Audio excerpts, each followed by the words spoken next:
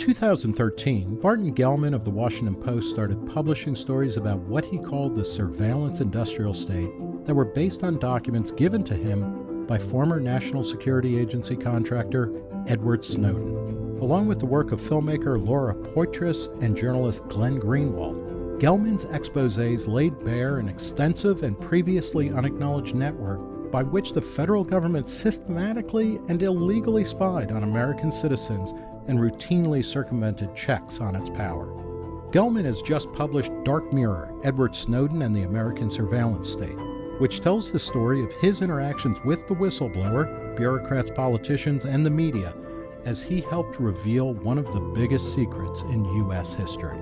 I spoke with Gellman about his new book and his earlier Pulitzer Prize-winning work detailing the ways in which Donald Rumsfeld, Dick Cheney, and others in the Bush administration exceeded constitutional limits in the name of prosecuting the war on terror. Barton Gellman, thanks for talking to Reason. Pleasure to be here. Let's start by discussing the title of your book and, in many ways, the controlling metaphor for what you're talking about here, Dark Mirror. Explain the significance of that term. The idea comes down to this. We're living in a world that is akin to those police interrogation rooms where the watchers on the outside can see very clearly what's happening inside the room. The person inside is completely transparent to his observers, while at the same time, that person inside the room can't see out. The mirror is opaque on that side. And we're all living inside that interrogation room in some ways because the government has built a surveillance machine that is capable of watching anyone and everyone at will. Before we get on to the meat of your book, extend that a little bit. It's obviously it's reminiscent. I mean, now we think of Black Mirror, the British kind of social media critique show, but it's also the Telescreen from 1984, which is it's both a mode of propaganda. You can never turn the screen off. It's in every living room and constantly muttering and humbling, while also taking in stuff. Is the Dark Mirror different than a telescreen in that it's, because it's the internet on some level that it's our computer screen, right? We boot up every day and surf the web and communicate and live our lives online. And we're just feeding more information into the surveillance then, right? Yes, but I don't want to give the misimpression that the government is watching all of us all the time. It has set up a system that is capable of watching any of us anytime. And the way it collects in large volumes of information, it sweeps up many Americans in some of the programs that aim at foreigners. And once it sweeps us in, once our stuff is captured, the government tends to keep it. Right. And I mean, I guess we can get into this a little bit more. The people that you talked at the NSA and at other intelligence gathering and law enforcement agencies are very quick to say, we pick this stuff up, it's in a big net, it's incidental, it's not our main function, and we're not going to look through that, but we want to keep it because it may make sense at some point to have those dots that we can kind of connect later. Right. I mean, the fundamental ultimate point that they make, and I had this conversation with, for example, Rick Leggett, who was deputy director of the NSA. He said, fundamentally, we're not interested in you. You're not that interesting to us. I understand that you're worried about it, but we're just not looking. And that is partly true and partly, I think, not the case. It is true that we're not the targets, typically, unless they get a FISA warrant, a warrant from the Foreign Intelligence Surveillance Court. They are not surveilling Americans deliberately as the aim of their intelligence gathering, but they are sweeping us in, and for some purposes they do use it. For example, the information that is collected from big U.S. internet companies under a program called PRISM gets poured into a giant bucket, and that's the American stuff as well as the other stuff. And my reporting found that for every target they collect, they're collecting 10 bystanders, many of those bystanders being Americans. The FBI routinely queries that database, routinely looks through. And so, for example, the NSA is not allowed by law to say, let me go get Nick's communications. But if Nick's communications are swept up in the mix, which is very well possible, the FBI can go into that bucket and say, let's see what you got on Nick. So they call it not targeting for original surveillance, but you can effectively target by looking into the collection of what's already been taken.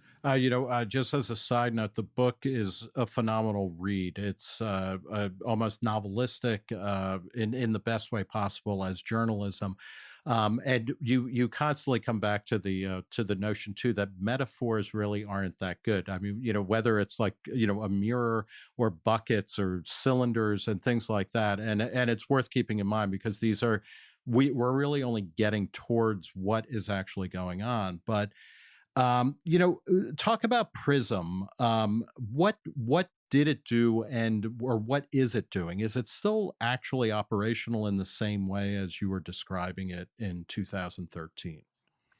Prism is still operational in the same way as 2013, as best anyone knows. My information isn't completely current, but there's been no suggestion that the government doesn't still value the program, which does produce valuable intelligence. And there's been no legislative effort with any serious So backing. explain in general, or give the overview of how Prism operates. Prism is this: the government says, "I want all the information you have about person X." Usually, it would be in the form of an email address or, say, a Facebook identifier.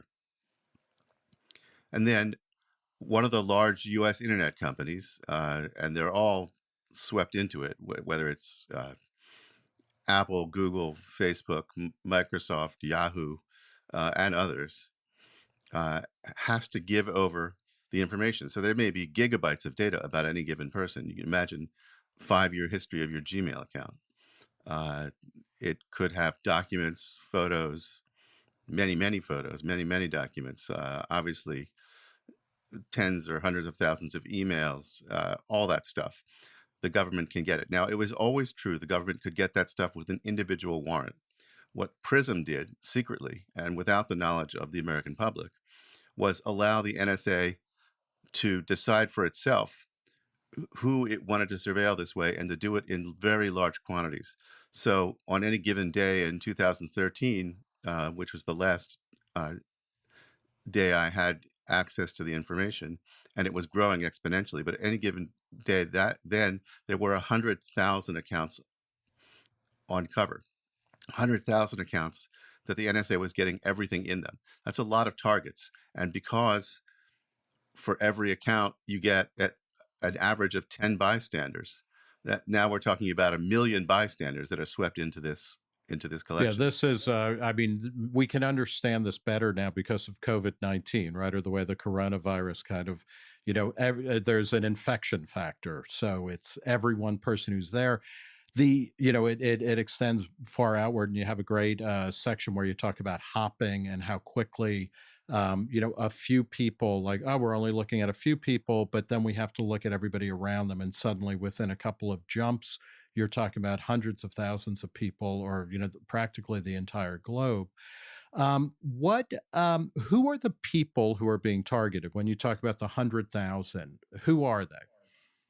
They're supposed to be foreigners not located in the United States and of interest on any of several grounds to U.S. intelligence community. There's no probable cause. There's a reasonable belief that it's a foreigner who could produce valuable foreign intelligence. So it could be a terrorist, and that's what they like to talk about, because there's an emotional appeal to terrorism. That's an emotional appeal to going after terrorists. And it's true that that targets suspected of terrorism are an important part of this program, but it's also foreign government officials, foreign corporate officials, people involved in weapons trade, all the usual range of things you would expect an intelligence agency to be interested in. So, can you explain how the NSA is not supposed to be spying on American citizens, particularly or people in America. That's the province of a different intelligence operation. How do they end up, kind of looking at people and things that are in the United States? Uh, well, you used the word earlier, and it's a powerful word. It's called incidental collection. So, incidental doesn't mean accidental or unforeseen or even undesirable. It just means that you were aiming for one person, and because of that, you swept in all the people that person communicates with or about, or or is in a chain. Let's suppose there's a foreign government official who's also interested in turtles or cooking or sports cars, and is in a on a mailing list for people with that particular interest. All the people on that list are going to get swept in because they're in communication with him, and so all of a sudden you're sitting in Toledo, Ohio, and you're a car enthusiast, and your communications are now swept in because they're interested in the deputy foreign minister of Latvia. Talk about Muscular. That's another program that you detailed. What is that? Well, this is the spooky counterpart of Prism, because with Prism, they go openly in secret, talking to people who are cleared for classified information. They go to Google and say, please hand me everything you've got on Bart and Nick and 100,000 other people. Uh, in the Muscular program, they do the collection overseas, where the rules are a lot less strict, where there is no FISA court surveillance, that is to say, supervision. Uh, Congressional committees get much, much less information about foreign operations. And in the Muscular program, working with the GCHQ, which is the British counterpart of the NSA, uh, our operators were breaking into and tapping the private data links that connect Google data centers all around the world. You have to understand that if you're an American and you're sending an email from you to someone down the street, that email is probably going to end up in Singapore and Bogota, because Google has giant data centers in both of those places, and they distribute the load globally and they back up globally. And so just because the NSA collects overseas doesn't mean that it's not collecting on Americans, because the American stuff is there. The internet doesn't respect geographic boundaries.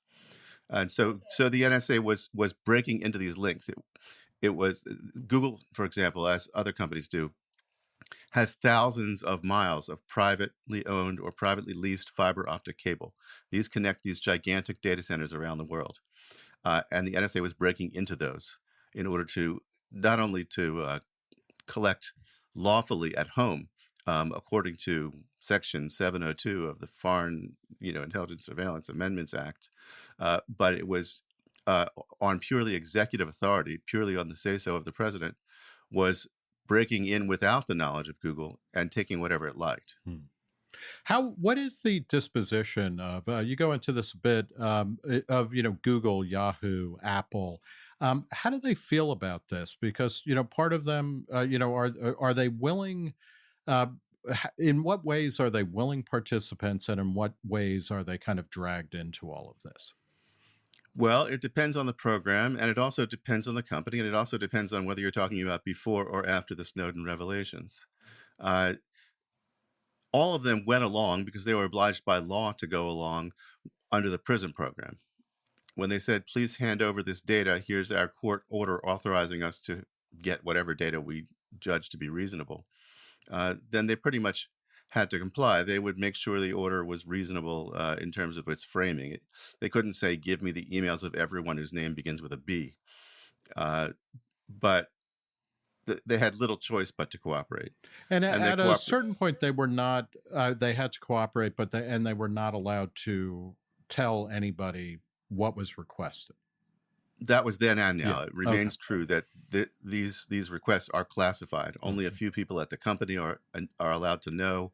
They can't make public anything about those Right. requests. Do they? But and that doesn't show up in their kind of annual transparency documents where they say this many requests were made of us, and this is the type of information we gave out. That was highly contested Mm. and evolving, but not all the information makes its way into those Okay. transparency Yeah. reports. So it. But if Yeah. I could just, if you don't mind, I'll just finish that answer. Yeah. The companies went along with the Prism collection because they had to. They didn't know about, until my story, they didn't know about the collection that was going overseas, where their data center traffic was being broken into. They were quite outraged by that, and that led to a series of actions that the companies took. And this is sort of an extraordinary thing: American companies spending tens of millions of dollars to thwart their own government's surveillance programs. Were they successful in that? I think there was considerable success in that. But one of the huge impacts that Snowden had, and we can talk about this later, is that his disclosures led to decisions by many, many companies, and eventually became almost standard on the web, to encrypt their connections to your computer.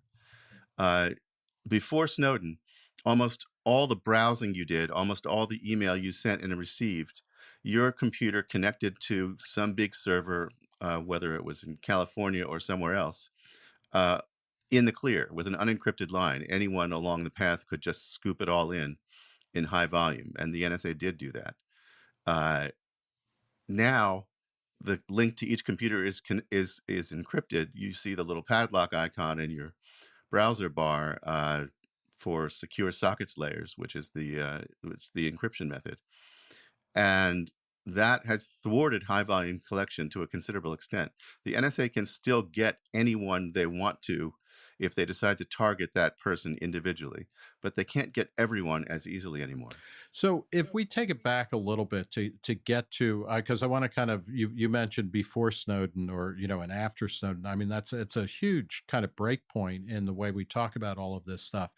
The FISA courts were set up in the late 70s after really amazingly disturbing revelations, where almost the most paranoid fantasies of right wingers and left wingers about the government ability or willingness to spy on just about anybody at any level, at any way, came out under the Rockefeller Commission and the Church Committee hearings and whatnot. FISA forced, first off, it made it clear that the NSA couldn't be doing stuff on American citizens and people in the country. By after the war on terror, sort of, or after 9/11, walk us through how the Bush administration originally just kind of waved away restrictions on, kind of limitations on things. Who was behind that? And then how did it get to a point where the idea still, though, that you needed a FISA warrant for each target that you were going after, where that then became kind of a mass program where you just needed a warrant to say, we're going to be doing this kind of stuff? Right. So 9/11 happens, and there's an understandable desire on the part of the US government to not be surprised again. And so there's a huge emphasis on renewing and expanding collection for intelligence purposes. And that's laudable. I mean, Yeah. they needed that information. And if I'm sorry to interrupt you, but one of the things that you make clear, and I think Snowden makes clear, and I know most of the people I know, even in the most kind of anti-surveillance state people, everybody recognizes the need for government intelligence, like secret intelligence and all of that kind of stuff. So it's not a question of whether or not the government should be able to investigate people. It's really more what are the terms of that, and how transparent are they, and what are the limitations? But continue. Right. I mean, Yeah. and I completely agree with you. The transparency is the urgent thing here. You can't have a society in which the boundaries of intelligence gathering vis-a-vis your own citizens are secret. Then the people aren't running the show. Yeah. So what happened after 9/11? The best way to explain it is to take a metaphor or an image that Michael Hayden, who was then the director of the NSA, came up with. He said, "There's a Venn diagram, right? Let's draw. There's three circles. One is Here is everything that we would want to gather if we could. It's our wish list. The second circle is here's everything that we're technically capable of collecting. And then the third circle, he said, is this is what's lawful. This is what's legal under our current setup. And it's at the intersection of all three of those circles where we collect. And he gave that briefing to Dick Cheney, the vice president. And Cheney looked at him and he said, just suppose you took that third circle away. Suppose you didn't have to worry about what's lawful. Tell me everything you could do that you're not already doing. And that was the genesis of 4 different domestic surveillance programs that came into being without legal authority, without any explicit court authority or legislative authority in the first years after 9/11. And the 4 were these. One was essentially PRISM, the content of internet communications, the words spoken, the images sent, the documents, the video, and so on. Another was the content of telephone calls, listening in to the words spoken. And then for each of those 2 categories, telephone and internet, there was also metadata collection, which just means data about data. It's like the outside of the envelope, who it's addressed to, who it's addressed from, or in a telephone call, when did they talk, for how long did they talk, what's the regular pattern of their conversations, and the people that they talk to, who do they talk to, contacts of contacts or contacts of contacts of contacts, and doing big data network analysis. So those were the 4 programs. In 2004, there was a crisis because the Justice Department came to believe that at least one of those programs was unlawful and refused to sign off on the very expansive executive authority that was claimed by Cheney and his general counsel, David Addington. And that led to a gigantic showdown. It very nearly led to mass resignations from the Justice Department, which was being led on an acting basis by Jim Comey at the time. And Bush backed down. There was a gradual movement after that toward regularizing these programs, toward getting the FISA court to authorize them. And the FISA court made some remarkably broad findings. It agreed in litigation and decisions to positions taken by the Justice Department that were more aggressive and frankly more imaginative than anything that had come before that. And so, for example, the government had the authority under the Patriot Act, Section 215, to collect quote-unquote business records that were relevant to an authorized investigation of terrorism. And the government came to the court and said, we believe that all records of everyone are relevant because we can use them for this sort of big data analysis. Now, relevance is usually in court, it's a legal standard that limits what you can obtain. I can't, as a civil litigant, go into court and say, I want the court to order that the other side produce all records it's ever had and also all the other records of all its competitors and everyone else in the country, just because I might find something important in there. Relevant to me is a confining condition. But the court accepted this, frankly, outrageous argument that every phone call made by every American, whether it's local, national, or international, should be collected up in terms of its metadata, and they should be able to draw a gigantic social graph of all of our communications. And then what happened to to limit certain types of, or what happened that then changed in the late Bush years and going into Obama? How were these rulings kind of changed, or what happened that then gave rise to what ends up with the Snowden revelations? So at the end of the Bush years, there were several of these decisions in secret by the FISA court. Now, remember that by design, the FISA court only hears from one side. It only hears from the government. And it's classified, so no one on the outside, not only no one can can brief or oppose the government argument uh, at the time, but no one gets to read the opinion and say that doesn't make any sense, and analyze it. And so in 2007 and 2008, there was also legislation passed by Congress, the more important of which was the FISA Amendments Act, which gave the cover of legal authority to some of the programs. And some of them were never challenged in court because A, people didn't know about them, and B, they were taking place outside the court's authority. The FISA court does not have jurisdiction over intelligence operations that take place overseas that are ostensibly aimed at foreigners.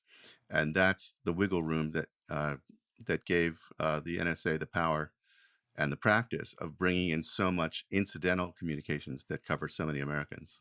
So, explain or walk us through how Snowden got in touch with you originally, and what was your sense of him early on? Because this is, again, in a very serious way, I don't want to reduce your book or your work to kind of cloak and dagger stuff, but because the content of it is so much more important than the telling.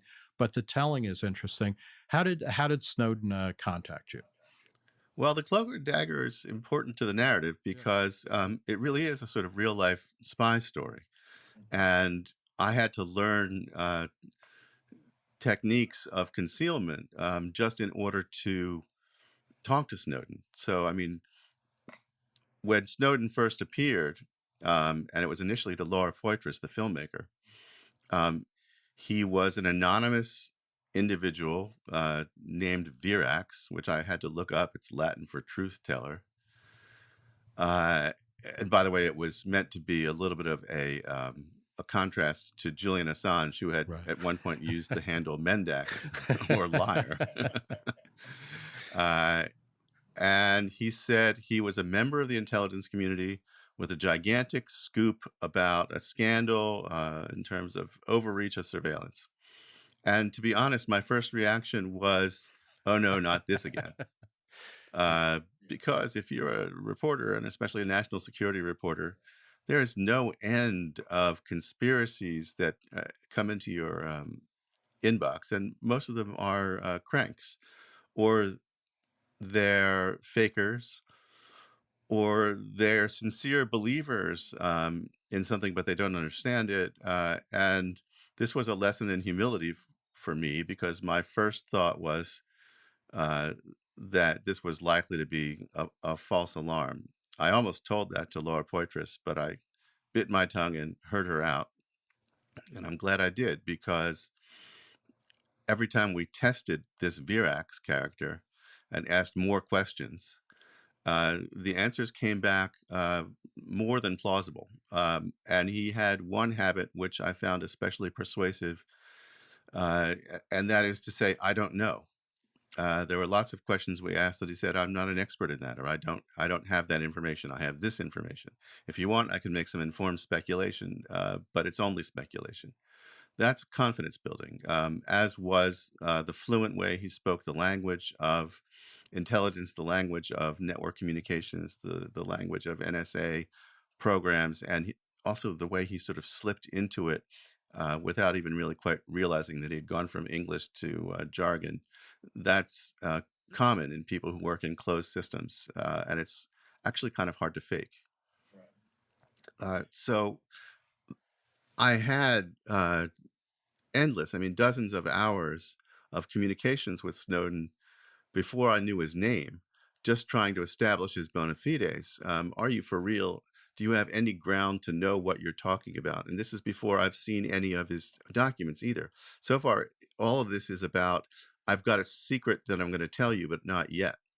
He was, meanwhile, trying to establish my bona fides. Did he believe that I, as a mainstream journalist, would have the guts to publish a story if he gave it to me? Did he believe that the Washington Post was going to cave in to pressure from the government to squelch this story? To me, those questions had obvious answers, but they weren't obvious to him. And meanwhile, we're doing all this communication through these spooky channels. We're bouncing our communications all over the world to anonymize them. We're using encryption. We're using short-lived accounts and then switching to other accounts, using burner computers and disguising their MAC addresses and their IP addresses, and everything we could possibly do to try to basically sneak up on a surveillance machine without being surveilled. Would you talk a bit about because you were working at the Century Foundation, you had been at the Washington Post, you were no longer there, and when you got this story and you realized that it was true, you also had a relationship with Time magazine, and you went to them with the opportunity to for that to be the outlet. It didn't work out there. It did at the Washington Post. Could you discuss a little bit the difference of the receptions at those? These are two great legacy media kind of outlets. One was like, yeah, you know what, we're not going to go there, and the other one was, yeah, we're going with you. Well, the sad truth is that Time Magazine, which is under new ownership now, but at the time it was part of the Time Warner empire. And Time Magazine did exactly what Snowden feared mainstream media would do. Is it didn't have to wait to cave into government pressure. It was afraid to touch the story in the first place. Yeah. I mean, and Uh, to me, that's as a journalist and as somebody, I was a columnist at Time for a while. I was like, wow, that explains why Time, in a profound way, no longer matters, because it blinked when given the opportunity to pursue one of the most important stories, certainly of the post-war era, certainly of the 21st century, the post-Cold War, but in American history. What do you think drove their lack of curiosity or their fear? well, I should emphasize, in fairness, that I worked with and for some really great journalists who had all Hmm. the right instincts. They wanted to go ahead, Sure.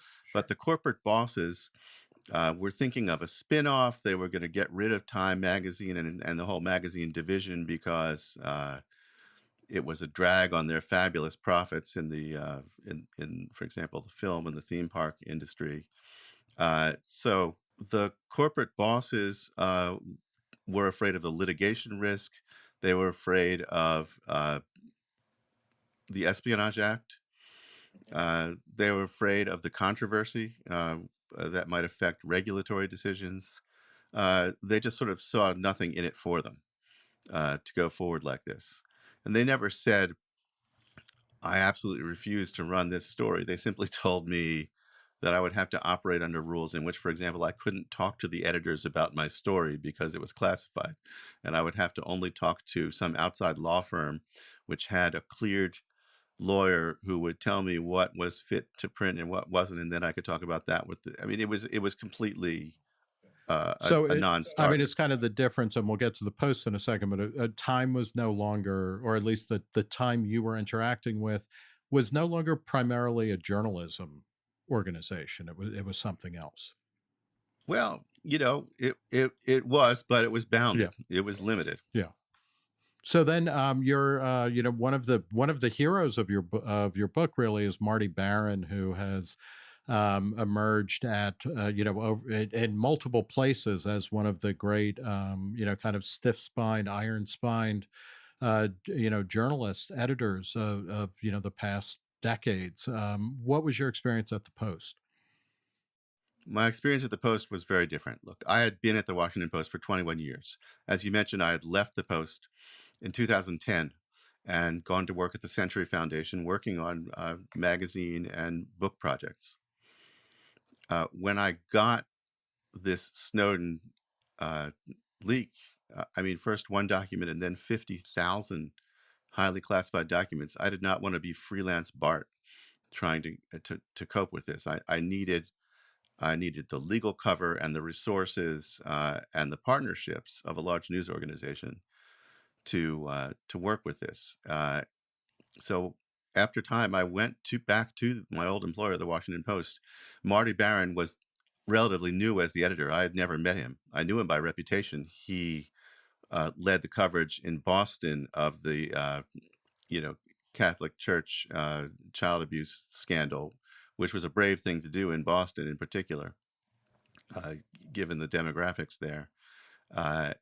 He had a great reputation, but I didn't know him from Adam. And I called up an editor I did know at the Post, and said, "Hi, it's Bart. I need a meeting with the top boss right away. I can't tell you why." Which Yeah. did not really go over very well. So now you're like Virax, kind of going, I've got the greatest story in the world, but I can't really tell you anything about it. Let me talk to Well, your I top didn't want to guy. talk about it on the phone. I wanted to talk about Right. it in person, and I wanted to talk about it with the man who could make a decision. There are various points that I don't know if you've seen it. I don't know if anybody watching or listening has, but they should. There's a great movie from the 70s called The Parallax View, with Warren Beatty as an investigative reporter who's looking into the assassination of a senator, and he comes off as a crazy person, but of course he's actually right about everything. But I'm sorry to interrupt, but I'm likening you to Warren Beatty, so that's always a good thing. But now I have to. Oh, you'll enjoy it very much. Yeah, I'm always happy to be likened to a movie star. Well, I did come off as a crazy person. I mean, there's a scene in the book in which I finally have gathered the lawyers and Marty Baron and a couple of his top leaders from the newsroom, and we're in a windowless conference room, and I ask everyone to please take their mobile phones and either remove the batteries or take them out of the room. Yeah, please, here are tinfoil hats, secure them. Yes. Yeah, I mean, I write in the book that they reacted as though I'd asked them to peel off their socks. Yeah. It just made no sense to them. Well, and this comes up a couple of times in the book. This was at a moment when it wasn't clear that your cell phones could be operated remotely as listening devices and things like that. And I can remember the first time I heard people talking about that, I was like, okay, I gotta, there's a train I got to catch to get as far away from the person telling me that as possible. But, there it is. So it turns out that is true. Yeah. The NSA has the capability remotely to turn on your microphone and you won't know it. Yeah. And I just didn't know what I was up against, who I was up against at the time.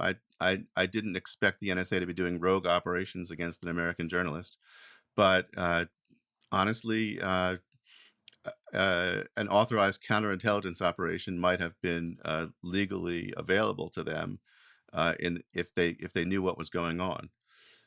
And I also knew that as soon as foreign governments got wind that I had a lot of classified American documents, that I would become interesting to them as well as sophisticated hackers who just wanted to look at the documents for fun or profit.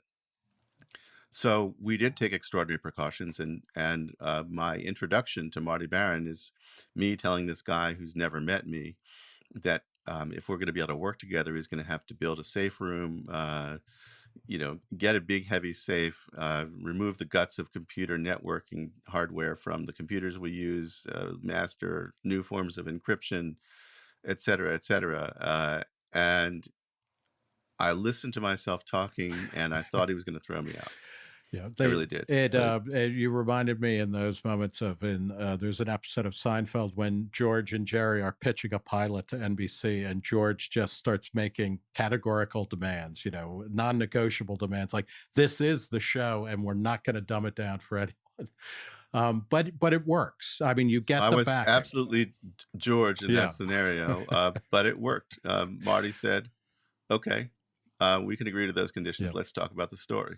So you, in the book, one of the things, and it's clear Snowden was talking to different types of people, and Laura Poitras, and now an Academy Award-winning documentarian, but a very highly regarded filmmaker who had run afoul of the government with earlier work, particularly about Iraq and weapons of mass destruction.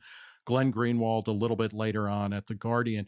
Part of what he needed really in a lot of ways was somebody like you who is working in mainstream media, that is also, has a credibility that something like The Guardian, the British Guardian, was not necessarily going to bring. You are not uncritical of Edward Snowden, but in the book you say that you trusted him. Yet there were a couple of times where he clearly had kind of padded his resume, so to speak. What were the things where he overstated what he had actually done or what he had in his possession? And why did you trust him so much? Well, first of all, I trusted that I could verify the documents, and the documents were my primary source, not Snowden himself. I didn't rely on him to explain to me what the programs were, and I quoted him in very few stories and only about himself. Uh, as I said, he had earned my trust by cabining his answers to things that he knew about, and telling me what he didn't know, and I was able to verify some of what he said. And the documents verified a lot of what he said. But there were times when he exaggerated. He wanted to make sure that I would believe him. He wanted to qualify himself.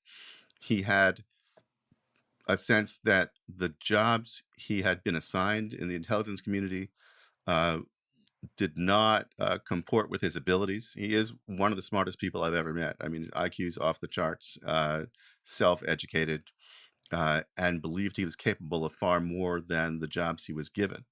And so he did exaggerate those jobs. I mean, there's a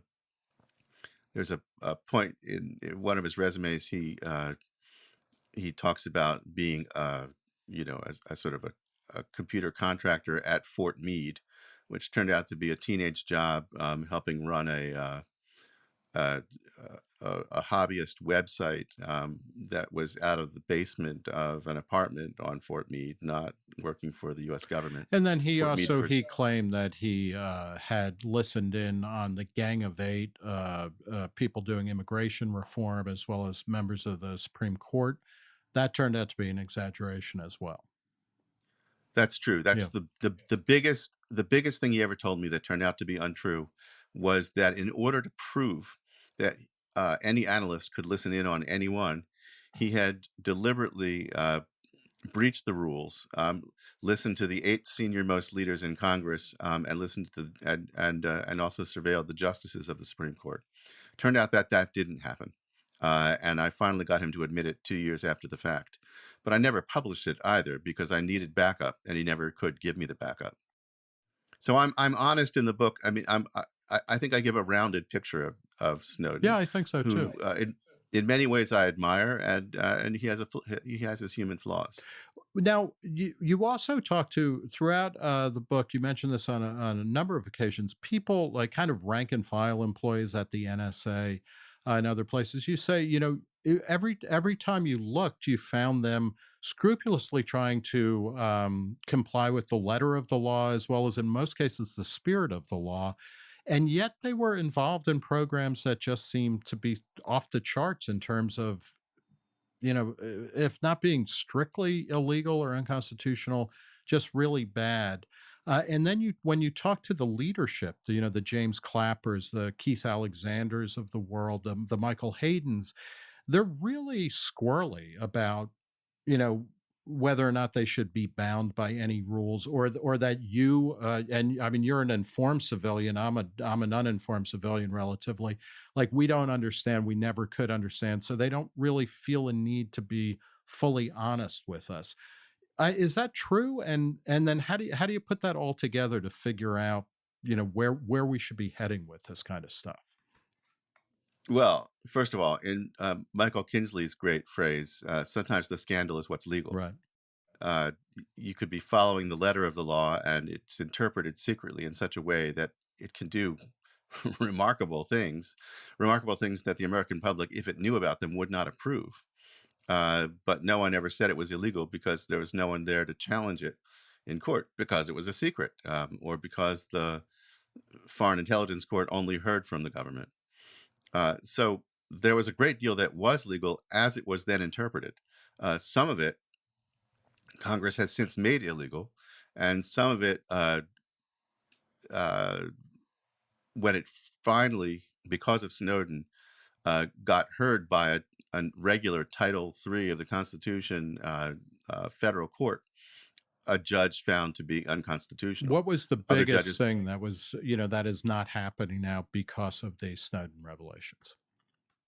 The biggest thing is the collection of all those telephone records of all the Americans. Uh, that program not only was found to be of dubious constitutional validity, courts split on that, but Congress changed the program and effectively outlawed it. And not only that, But even the way that it was eventually allowed to continue, the NSA decided was not worth doing because it had not produced much of anything. That was the great metadata tutorial, right, of 2013 and 14, I guess, where we That's when that's when a lot of us first heard the term yeah. metadata and began to understand its power. Yeah. What were the stories you chose not to tell? I mean, because this is you have a almost infinite amount of material, but you talk about this as does Poitras and Greenwald. You didn't tell everything there. You didn't publish everything, and there's I think you had mentioned Julian Assange before.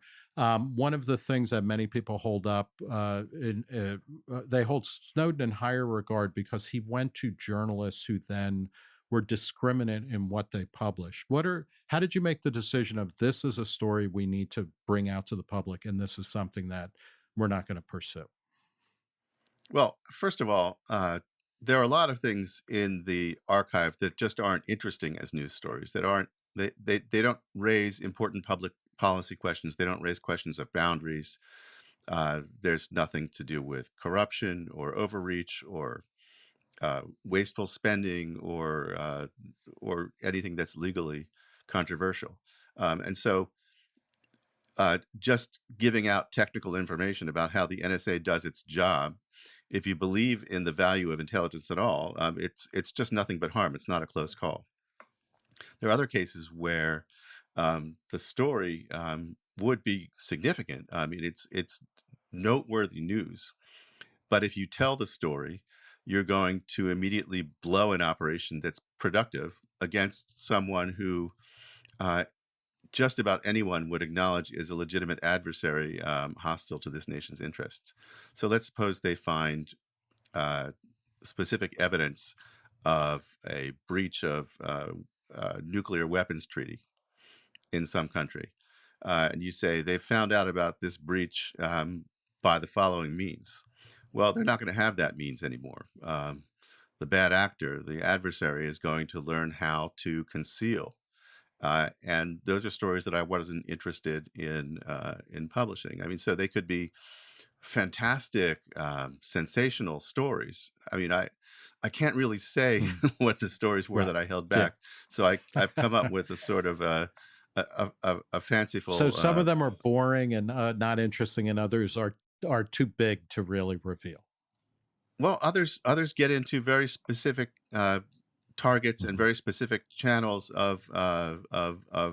surveillance. I mean, here's my fanciful illustration. Let's suppose that I find out one day that the NSA has invented mind reading earrings and has placed them on the mistress of the Emperor of Mars, and by this means has detected the plans to invade the Earth and thwarted it. You would say, "Holy moly, that's one of the stories of the century. That's humongous."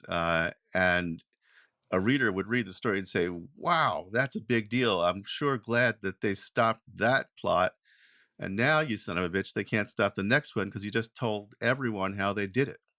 Uh, on the other hand, if the NSA produced mind reading technology, that would be a fairly big and important thing to debate because it has pretty significant civil liberties implications as well. So you might not talk about the earrings of the emperor's mistress on Mars, but you might want to say the NSA is developing mind reading technology and it raises all these questions and it's being done in secret. I'm also worried if we can get to Mars when we're still wearing earrings. I don't know. It seems like uneven progress.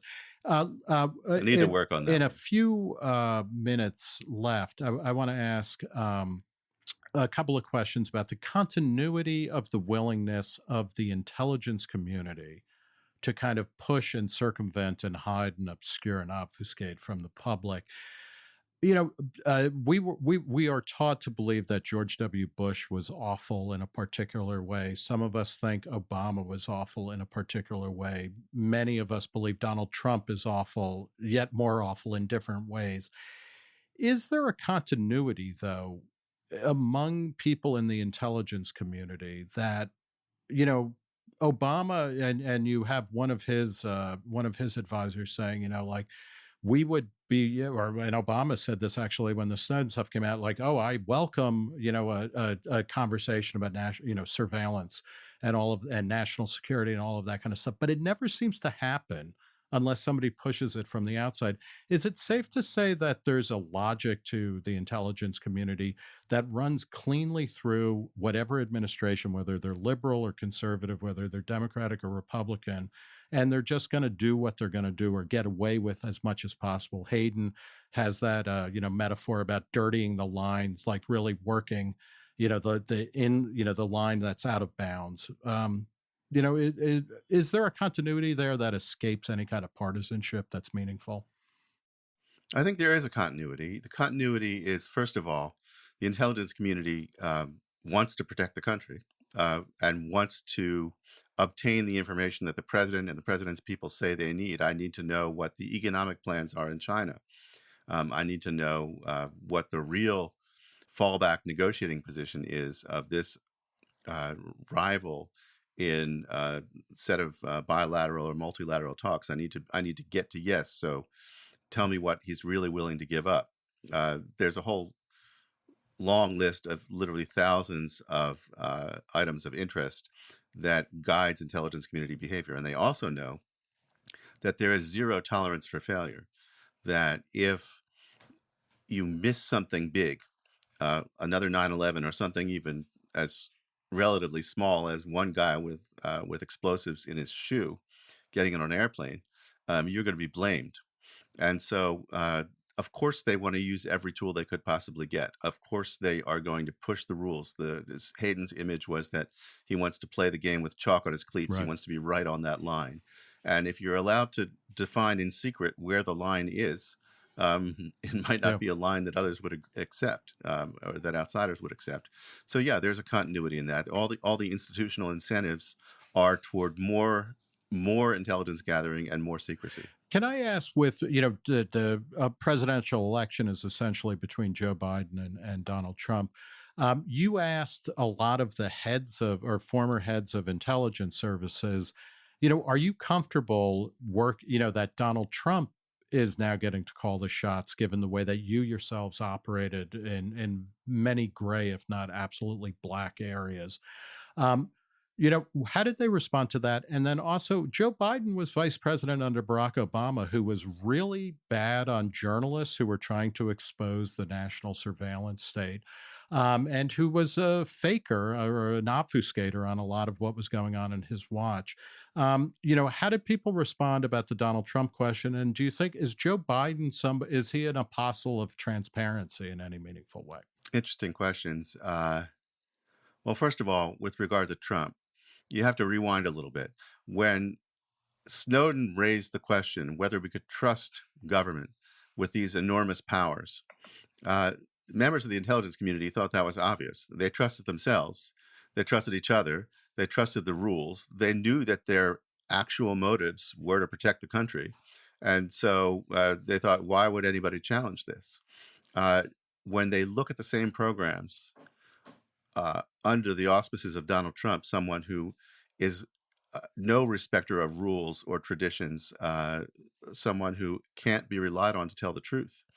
Can be relied on to lie every day of his presidency. They're much less sanguine about the government accumulating this enormous machinery of surveillance. It is subject to horrific potential abuse. I mean, we're living in a world where within living memory, we had J. Edgar Hoover and Richard Nixon and flatly illegal surveillance programs. And those things could return. So they're surprisingly thoughtful, I think. I'm not surprised they're thoughtful. They're surprisingly willing to make concessions about their doubts about programs they had taken for granted for their whole careers. And I have several long scenes in the book of conversation with Jim Clapper, who was the director of national intelligence, who shows fresh doubts in the book about those programs. Joe Biden, no, he's not been an apostle of transparency in the national security world.